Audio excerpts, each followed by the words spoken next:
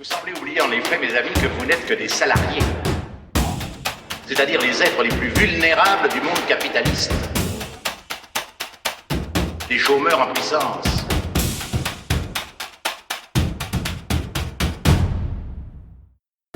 Bonjour, bienvenue ici où depuis 2 ans, 24 épisodes, on soigne le travail et pas les gens.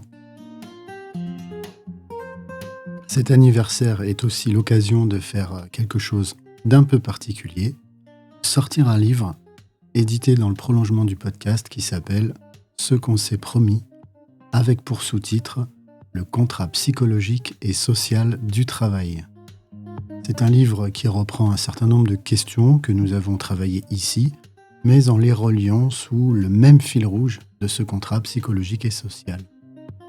Toutes les informations en description et sur lepsydutravail.fr, tout attaché, si vous souhaitez le découvrir et soutenir ce travail. Et puis ça tombe bien parce que l'épisode d'aujourd'hui, il est directement lié à ce sujet. On a parlé dans l'épisode 22 de tout ce que l'on appelle le contrat psychologique, qui est une manière ordinaire, très quotidienne, qu'ont l'ensemble des personnes de se représenter ce qu'elles doivent au travail et ce qu'elles peuvent en attendre. Aujourd'hui, on va aller un cran plus loin. On va se poser une question simple, mais relativement décisive. D'où viennent ces repères de ce qui est juste, injuste, de ce qu'on peut attendre et de ce qu'on ne peut pas attendre? D'où viennent ces critères de réciprocité que nous utilisons tous, souvent sans y penser? Et cette question va nous amener à introduire le contrat social du travail dans le prolongement du contrat psychologique. Pour cet épisode enregistré à l'hôtel, donc avec un son relativement dégradé, je vous souhaite une bonne écoute. Depuis Denise Rousseau, comme on l'a vu dans l'épisode 22, on définit le contrat psychologique comme quelque chose de cognitif. Et c'est vrai. Le contrat psychologique, c'est une carte mentale. Un ensemble de croyances, d'attentes, d'interprétations qui permettent à une personne de comprendre ce qu'elle doit, ce qu'elle peut attendre, ce qui est normal ou ce qui est anormal dans sa relation de travail, dans sa relation avec l'organisation. Cette carte n'est jamais écrite. Elle n'est pas totalement consciente non plus. Mais elle structure très concrètement la manière dont on s'oriente dans le monde du travail, la manière dont on s'engage, la manière dont on accepte certaines contraintes. L'entreprise peut me demander beaucoup, elle le sait. J'accepte de bosser dur, de prendre sur moi, parce que j'ai une bonne rémunération et parce que je sens que je suis écoutée. Tant que j'ai une liberté de m'organiser, je veux bien prendre des responsabilités. Le mot-clé du contrat psychologique, c'est réciprocité. Donnant-donnant, exigence contre exigence. Ce que je vous propose aujourd'hui, c'est de prolonger ce fil. Sans revenir longuement sur la définition du contrat psychologique, on l'a fait dans l'épisode 22 et je vous y renvoie, mais en changeant légèrement d'angle, de point de vue. D'où viennent les critères de réciprocité que nous utilisons au travail? Pourquoi certaines attentes nous paraissent évidentes, presque naturelles, et d'autres absolument indispensables, au point que leur remise en cause devient insupportable? Autrement dit, si le contrat psychologique est bien individuel dans sa forme, puisqu'il est dans la tête des personnes, de quoi est-ce qu'il est fait? Quelle est sa matière première? Oui, le contrat psychologique est individuel. Il n'est pas directement partageable. Mais ça ne veut absolument pas dire qu'il est fabriqué de toutes pièces par l'individu. Les personnes n'inventent pas ex nihilo les critères d'un échange juste. Il n'y a pas de génération spontanée de normes de réciprocité dans ce qui serait une espèce de vide psychologique. Les individus ne décident pas seuls de ce qui mérite reconnaissance, de ce qui est abusif, de ce qui est acceptable ou non au travail. En écoutant les anciens parler du boulot, de ce qu'ils avaient vécu ici, j'ai commencé à repérer des codes. J'avais ma conception du travail, mais j'ai bien vu qu'il y avait ici des choses qu'on ne faisait jamais, d'autres qu'on faisait toujours, même quand personne ne le demandait. Il y avait des sujets qu'on évitait, presque comme des tabous, et puis des manières de travailler qui étaient valorisées, presque comme des totems. À force, j'ai compris comment ça marchait. Pas parce qu'on me l'avait expliqué, mais parce que je baignais dedans et que les autres personnes autour de moi partageaient des repères sur comment ça marche ici. Elle pioche dans ce qui leur a été transmis à la maison, à l'école, dans leurs premières expériences professionnelles, dans leurs stages. Elle pioche aussi dans les métiers, dans ce que la clinique de l'activité appelle le genre professionnel. Elle pioche dans des collectifs de travail, dans des règles informelles, dans des histoires partagées. Et si on élargit un peu la focale, on voit qu'elle pioche aussi dans des discours sociaux plus larges sur la valeur travail, le mérite, l'effort, la reconnaissance. Et on voit très clairement que le psychique n'est pas l'opposé du social. Il en est une forme d'aboutissement. On pense ici à la célèbre formule de Vygotsky : ce qui est psychique chez l'individu n'est pas le contraire du social, mais sa forme supérieure. Ce que vous appelez un point de vue, une compétence, ou même un jugement professionnel, ce n'est pas quelque chose qui serait né dans votre tête, isolément. Ce sont des manières de voir que vous avez construites en discutant avec d'autres, en observant, en vous confrontant à des désaccords, en reprenant des mots qui existaient déjà. Et à force, tout cela finit par devenir intérieur, comme si ça allait de soi, comme si c'était à nous. Mais le psychique, c'est du social intériorisé. C'est ce point-là, ce social intériorisé, qui nous oblige à parler non seulement de contrat psychologique, mais aussi de contrat social du travail. Le contrat social du travail, c'est le matériau collectif dans lequel les individus vont puiser pour construire leur contrat psychologique. Il est antérieur, il est partagé, il est discuté, transmis, transformé. Je suis commercial et, dans ce métier, on sait qu'on doit être disponible. Les horaires sont larges, les déplacements fréquents, les imprévus font partie du jeu. En échange, on sait aussi ce qu'on peut attendre. Une certaine autonomie, une tolérance sur la manière de s'organiser et le fait qu'on ne nous demande pas de justifier chaque absence. Dans l'équipe, on nous fiche la paix, on nous enquiquine pas avec un nombre de jours de télétravail ou un pointage précis des temps. Au début, je demandais des ordres de mission pour mes déplacements, j'allais chercher les consignes. Mais les collègues m'ont fait comprendre que j'étais un peu lourd avec ça. Alors j'ai pris de plus en plus d'initiatives. Mais j'ai quand même instauré un temps d'échange avec ma chef. Je veux bien me plier aux règles de l'équipe, mais il y a des choses auxquelles je tiens. Ce contrat social n'est pas plus écrit que le contrat psychologique. Il ne s'agit pas d'un accord explicite. Moi, j'aime bien dire que c'est une grammaire morale du travail. Et cette grammaire, elle dit ce qui est juste ou injuste, digne ou humiliant, reconnu ou invisibilisé. Quand je parle du contrat social du travail, il serait tentant de l'imaginer comme un cadre unique, homogène, qui s'imposerait de la même manière à toutes et à tous dans une organisation, mais c'est pas comme ça que les choses se présentent dans le travail réel. En pratique, les personnes ne sont pas prises dans un contrat social du travail, mais dans plusieurs contrats sociaux à la fois. Des contrats qui s'articulent, se recouvrent et parfois se contredisent. Les contrats sociaux, ils s'emboîtent comme des poupées gigognes. Il y a par exemple des promesses qui sont liées à la manière dont une société tout entière définit le travail normal ou acceptable. Il y a aussi des promesses qui sont portées par les organisations elles-mêmes, à travers leurs choix de gestion, leurs discours, leurs critères de reconnaissance. Et puis, il y a des promesses propres au métier ou propres au collectif de travail qui sont transmises dans les manières de faire, dans ce que l'on considère comme un travail juste ou correctement réalisé. On pourrait dire qu'il y a plusieurs niveaux de contrat. Un contrat d'équipe, façonné par l'histoire propre à un collectif donné. Un contrat de l'organisation tout entière, qui est construit par l'histoire. Et un contrat sociétal beaucoup plus large, au-delà des murs de l'entreprise, qui est encadré par le droit, les politiques publiques, les techniques.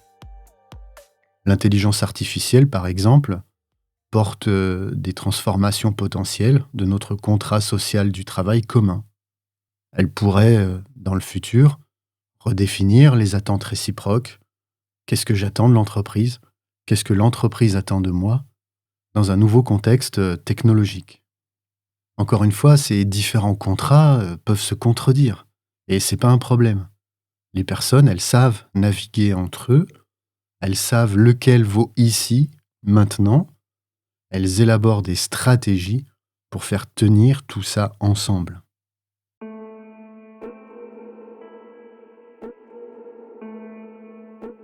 Voici un cas que je développe dans le livre « Ce qu'on s'est promis ». On est dans une entreprise du secteur numérique, une grosse entreprise, dans laquelle le travail a longtemps été organisé autour d'une très forte autonomie des équipes.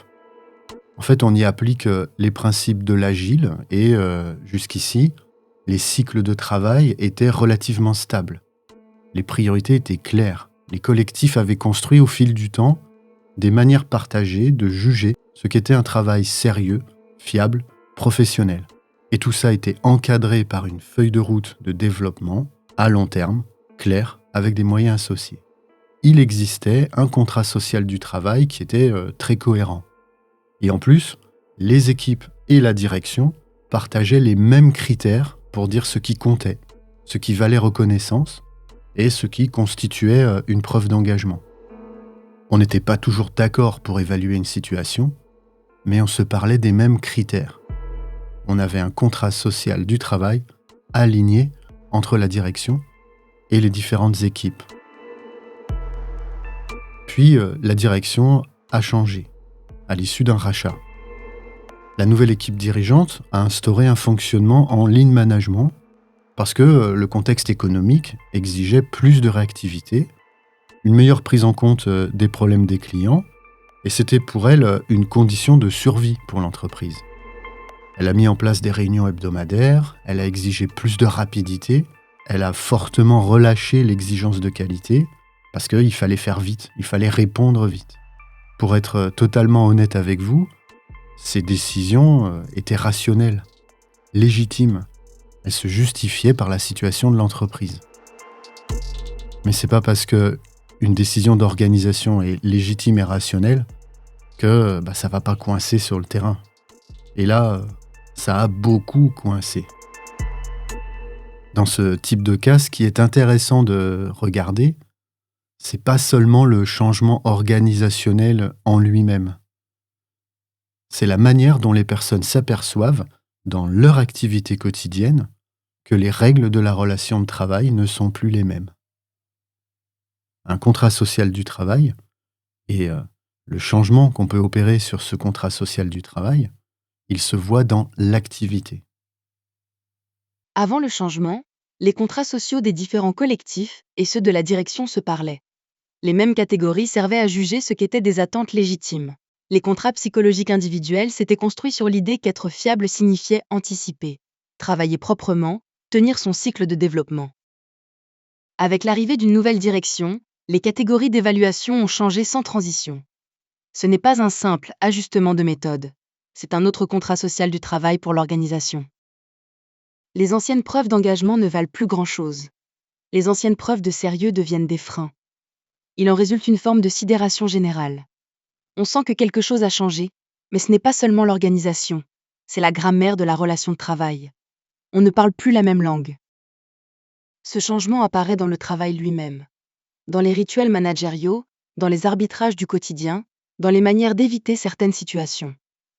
Plusieurs managers racontaient l'ingéniosité qu'il leur fallait déployer pour se faire porter pâle à la réunion du lundi. Ce n'est pas une anecdote. C'est un indice d'une rupture dans les critères de réciprocité. Ce qu'on s'est promis, page 91. Le contrat social du travail, il ne se formule pas comme une règle générale. Il se laisse deviner par l'enquête à partir de ce que les personnes font, ne font plus ou font autrement pour que le travail reste possible. Et le contrat social d'un collectif, on l'a dit, il n'est pas toujours aligné avec celui que porte la direction. Et cette notion d'alignement permet de préciser que parfois, des décisions parfaitement légitimes viennent heurter le contrat social du travail et que si une réorganisation peut être parfaitement rationnelle, logique et même nécessaire, si elle touche au contrat social, il y a blocage. Alors bien sûr, on va à ce moment-là parler de résistance au changement, de deuil qu'il faut faire, de pédagogie qu'il faut assurer auprès des équipes, alors que ce dont on devrait se parler, c'est des contreparties du travail. Sur cette base, sur cette notion de contrat social du travail, on peut multiplier les exemples, multiplier les cadres d'analyse. On peut mettre tout ça à l'épreuve sur différents terrains. Et il se trouve que on l'a déjà fait ici sans jamais le nommer formellement. Dans l'épisode 17, avec Quentin et Julien, nos 2 bibliothécaires, nous avons vu que dans leur métier, la contrepartie d'un fort engagement dans un contexte de moyens réduits, c'est le fait d'avoir un métier passion qui a du sens. Vous travaillez avec des livres, vous ne voulez pas en plus qu'on vous paye. Au fait, je vous l'apprends peut-être, mais Julien et Quentin viennent d'être élus bibliothécaires de l'année. C'est une belle récompense pour leur travail et pour leur podcast « 2 connards dans un bibliobus ». Bravo à eux. Dans l'épisode 18, avec Annabelle, on a vu que dans les trajectoires féminines, c'est souvent la promesse de se voir traitée correctement qui sert de contrepartie à tout un travail invisible des femmes. Dans l'épisode 15, avec Vincent de Goljac, on a parlé de ce nouveau contrat social qui accompagne ce qu'il appelle l'idéologie managériale. Tu t'engages pleinement, tu engages ta subjectivité, tu te prends en charge, et alors tu trouveras ta place dans l'organisation. Donnant, donnant. Dans l'épisode 10, avec Christophe Genoux, nous avons vu que le paradigme de leadership, ça ressemble à quelque chose comme l'entreprise te donne les moyens et les outils pour te transformer. En contrepartie, tu travailles suffisamment sur toi pour que ça inspire l'équipe. La promesse de l'organisation n'est plus un cadre de travail, des moyens de travail, des conditions de travail. La contrepartie est un dispositif. Dans le livre « Ce qu'on s'est promis », j'évoque d'autres pistes de réflexion, comme le cas des plateformes, les VTC, les livreurs à vélo, où la réciprocité devient algorithmique. Ou encore le cas des privés d'emploi, qui n'ont plus d'organisation avec qui construire un contrat psychologique, et qui se trouvent finalement plongés dans la seule dimension sociale, dans le seul contrat social du travail. Dans beaucoup de cas, aujourd'hui, on entend les gens dire « je comprends plus ce qui se passe au travail ». On change de métier, on change de cadre. Et comme on passe son temps à le dire ici, c'est pas parce qu'elle serait devenue fragile ou confuse. C'est parce que les règles collectives de la réciprocité ont glissé et ont introduit une asymétrie. La contrepartie à l'engagement au travail ne repose plus sur du concret, du tenable. Elle est devenue imaginaire, subjective, désincarnée et au final inopérante. Je crois fermement qu'avec cette idée de contrat social du travail ou de contrats sociaux du travail emboîtés les uns dans les autres, nous disposons d'outils vraiment utiles et vraiment opérationnels pour penser les situations de travail et pour les donner à réfléchir. Pour autant, quand je lis les autrices et les auteurs sur le contrat psychologique, je vois des approches qui sont différentes. Pour le courant dont Denise Rousseau est la figure de proue, le social est un décor, un contexte. Pour Marek Korzinski, le chercheur américain, le social, c'est une autre catégorie qui n'a rien à voir avec le psychologique. Korzinski, il juge, à juste titre, qu'on psychologise trop les relations de travail. Il veut plus entendre parler de contrat psychologique, alors il oppose un social contract of work, un contrat social du travail, qui est d'une autre nature, beaucoup plus politique, constitué de rapports de pouvoir, de rapports de force, et qui finalement ne discute pas vraiment avec le contrat psychologique, si ce n'est pour identifier ces différents rapports de pouvoir et de force. Ma proposition, elle est différente. Ma proposition, c'est de dire que le contrat psychologique est individuel dans sa forme, mais qu'il est construit de social. En disant ça, évidemment, je m'inscris dans la filiation de la théorie de l'activité, dans celle de Vygotsky. Ce qui est psychique chez l'individu n'est pas le contraire du social, mais sa forme supérieure, sa forme intériorisée. Si vous gardez cette idée-là, vous avez l'essentiel de ce que je défends sous le terme de contrat social du travail. À nous de jouer pour faire de cette notion une notion utile, un objet de dialogue social et d'élaboration individuelle. Dans l'attente de lire vos réactions à cette proposition, je vous souhaite de bien vous porter. On est parti pour une 3e année du psy du travail, alors continuez à soigner le travail, pas les gens.